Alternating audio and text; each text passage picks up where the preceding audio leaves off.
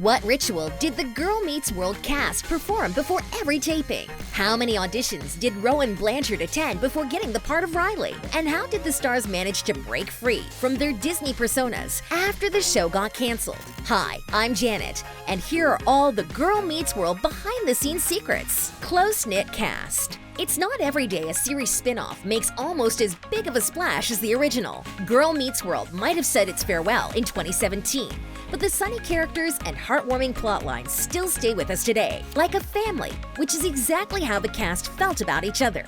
We just have such great chemistry, and we've been together for 3.5 years now, so just all growing up together and growing as people and as actors has been a lot of fun. That's right. The actors were as close off-screen as they were on-screen. When asked about his favorite person on set, Corey Fogelmanis, the actor portraying the lovable goofball, Farkle, said he didn't have one. They're all each other's favorites. Since most episodes were live tapings, the cast would always get together in one of the dressing rooms beforehand. We would talk about the week and how we were feeling about the show. If we were going through anything difficult, we could just talk it out. This adorable tradition started in the first episode, and they carried it all the way through to the series finale. According to Corey, it especially helped the younger actors, only now stepping into the limelight. When asked whether any of the cast spent more time with each other than the others, Corey's answer was a serious no. Since most of their scenes were in a classroom, the whole gang was pretty much together all the time, except unlike in real school, where there were no cliques. Sounds perfect, right? Well, there's more. Before every taping,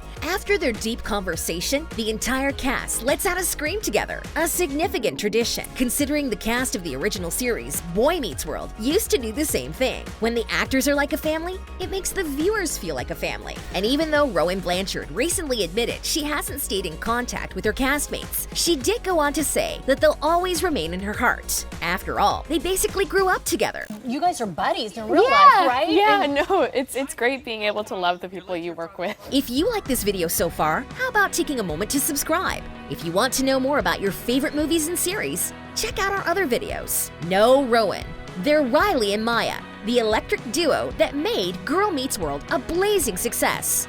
Their friendship, while unconventional at times, quickly became the very definition of friendship goals. Well then, what if I told you the Riley you know and love might have been portrayed by a different actress? That's right, Rowan Blanchard almost did an audition for Girl Meets World. In an interview with The Edit, Rowan revealed that when her agent first suggested she audition, she almost turned it down. Her reason? Rowan wanted to focus on being a serious film actor rather than a Disney star, especially since she was at the start of her career and was yet to make a name for herself. She didn't want to risk being typecast. After reading the script and thinking about it, Rowan quickly changed her mind. As we all know, Girl Meets World isn't just another Disney show. Every episode delivers some kind of moral lesson or life advice, and being mainly directed at kids, Rowan loved the idea of being a role model. When I started discovering activism, I think it made the show that much better because we were really getting into these topics, having conversations. If I didn't like something, I would talk to the writers about it. Rowan really is a saint,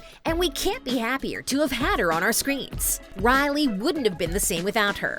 The audition process. Since we're on the topic of Maya and Riley, you might find it interesting to know that the two stars were in fact supposed to play each other's parts. I actually auditioned for Maya, and probably the kids here know Maya's played by Sabrina, but Sabrina originally auditioned for Riley, and I originally auditioned for Maya, and then we swapped about 2 auditions in just because the characters fit our personalities more. Rowan as Maya and Sabrina as Riley? Doesn't sound right, does it? Well, that's what casting directors are for. The audition process itself, according to Rowan, was quite tiresome. Can you guess how many auditions she went to before getting the part?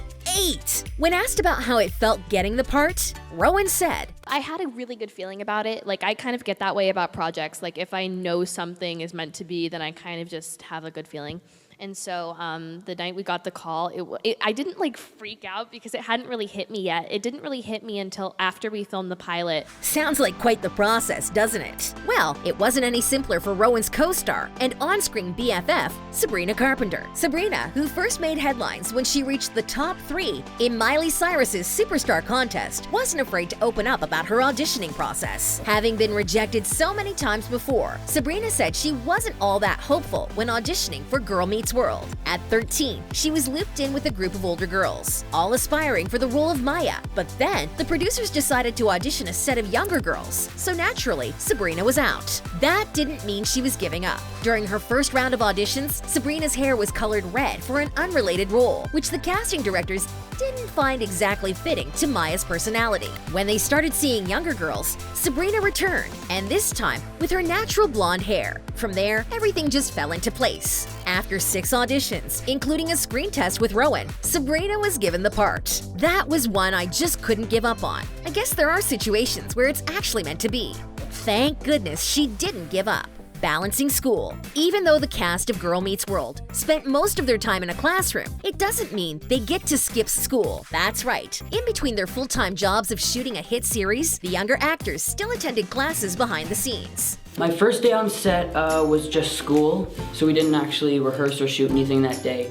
But we were all in the schoolroom together, and it was really cool to just hang out and get to know each other. In an interview, Rowan very openly revealed that between acting and school, her education comes first. Acting's great, but school's the thing that's going to stay with you forever.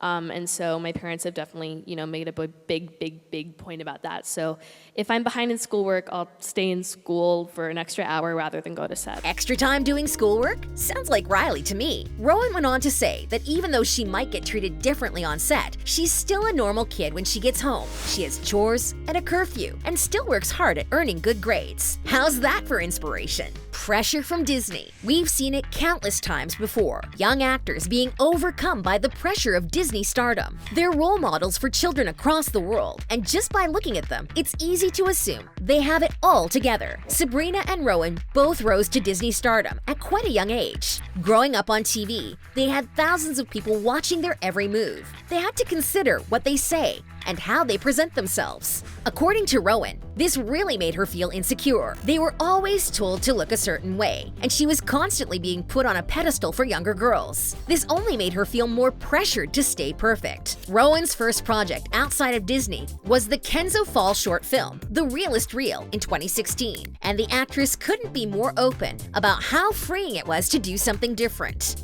In an interview at the premiere, she said, "There's so much pressure when you are on Disney to garner your adult fan base and make that transition.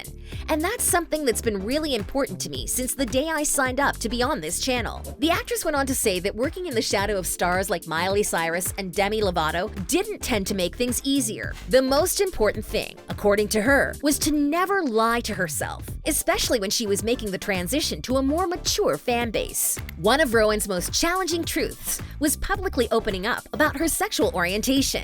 Girl Meets World was still running at the time, and the actress wasn't sure about how this would affect her Disney image. "I would be lying to you if I said being on Disney wasn't scary because of the connotation of it. Oh, she's on Disney. Is she going to be a Miley, a Demi, or a Selena? None of those people have anything to do with any of us." Needless to say, Rowan's coming out only boosted her popularity. It turns out her philosophy was right, and being herself was all her fans ever wanted. The same goes for Sabrina, who's also well on her way to post-Disney success. Barely a week after Girl Meets World was canceled, Sabrina went on tour. Throughout the show's run, she had been writing songs on set, knowing she would pursue music after the series finale. Sabrina said that even though she'd have liked to go on for more seasons, she wasn't all that sad when Girl Meets World was canceled. "I left the comfort zone of this little blanket that I was wrapped up in when I was on Disney and entered the big kid world, where people are a lot harsher." She also said that she wouldn't have it any other way,